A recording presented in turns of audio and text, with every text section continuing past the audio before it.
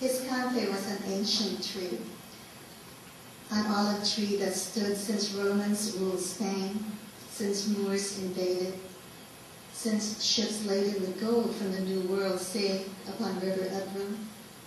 This gnarled tree's roots penetrated farther into earth than any other tree, penetrating as far as hell to draw up the demon's boiling water.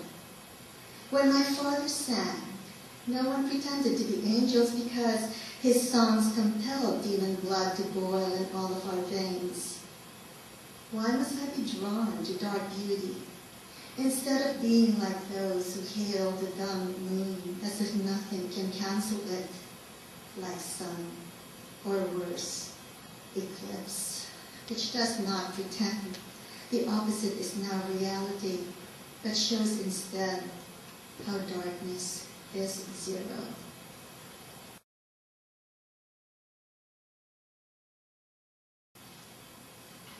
So despairing, no need for translators. Cancel stars bubble sorrow in you for hearing me. The one who is as happy as a cup with a donut. My dangling nightstick as black as the waterman I never write with, but used in una poema which believes nothing more holy than joy. Amen. Ole, joy, to whose holiness the blood on my nightstick attests, an obscenely fat baton from the French who observed, seeing is suffering.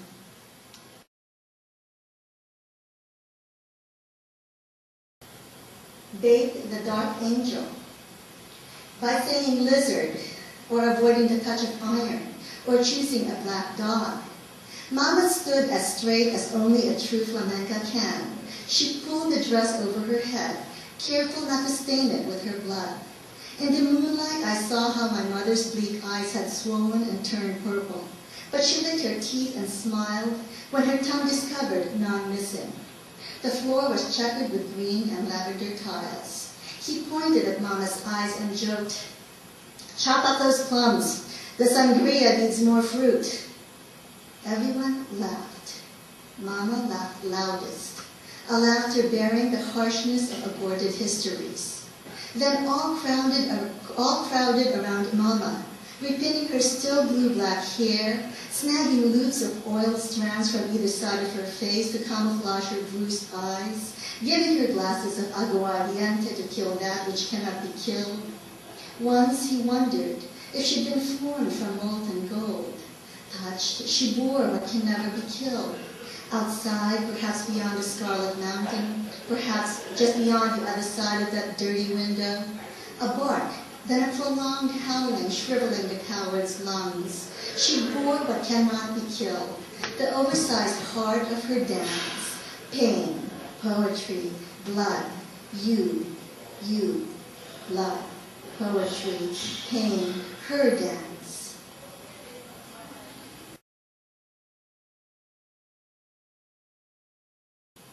She fell in love, poor Juana, fell in love with the most handsome man in the kingdom.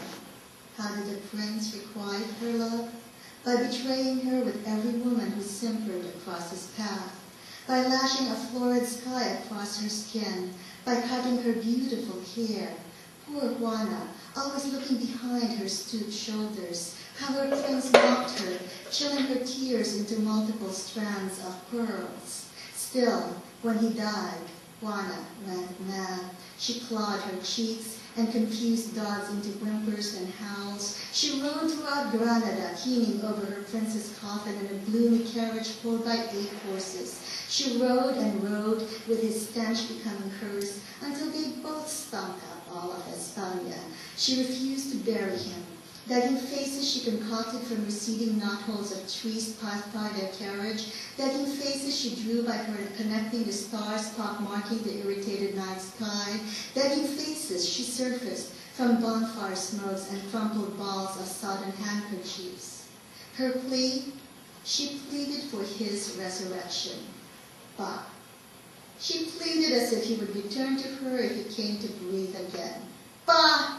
As if once he was there for her, as if he ever wrote poetry for her.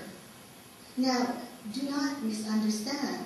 We Gitanas adore Juana the crazy. To honor her, we cross ourselves and touch our hair. We honor her because Juana never faltered from living her truth, even as lies snuffed the votive lights in her eyes. Dama la verdad, poor Juana. Once I stepped into a story. I love Juana, but I loathe her too. Once I courted madness for poetry, but I punched through that blur, drew back my hair. Does it matter that its harvest now elicits snow? I punched through that silver shimmery blur. Olé! I grew back my hair. So what if winter has become my veil? I thought the story was mine. I grew back my hair. I love my refuge. It veils me into believing that when I write of Juana the Mad, I am still young, with glossy blue-black hair. That when I write my poems, Juana is the subject and not the one releasing the wind that flares my skirts high to reveal absolutely furious footwork and compass, conjuring up the ghosts of those who laugh at my red eyes, dark angels who taught, there is no madness. There is only a woman, brutishly, in love.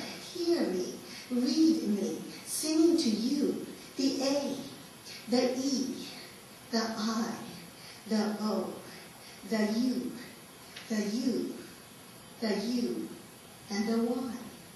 Hear me and Juana dance, the seduction of flowers blossoming into vowels. Hear me, Juana, sing the machine gun blast of the A, the I, the E, the O, the U. Hear us die from the song of Y, the dance of Y. I curse you, nightingales, why? I curse all nightingales, why? And compass, I thought it was only a story.